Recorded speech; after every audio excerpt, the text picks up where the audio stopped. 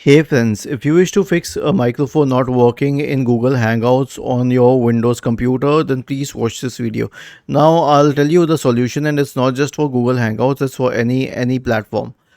So click on the three dots at the top right corner on your Microsoft Edge or Chrome browser. It's similar for both of them. Select settings, type microphone here. Now go to all permissions. Select microphone. Select the correct microphone. Okay, like let's say that it might be selected at some other microphone that you're not using now. You can make sure that you have selected the correct microphone, and make sure that this switch is on, because if you turn the switch off, it will totally block the mic. And if you turn it on, it's mentioned here, it will block the mic. Then it will ask before that, and if the Google Hangout site is blocked here, then remove it from the block list. That's it. That there's nothing else that is required here. Was this helpful? If yes, then please subscribe to the channel.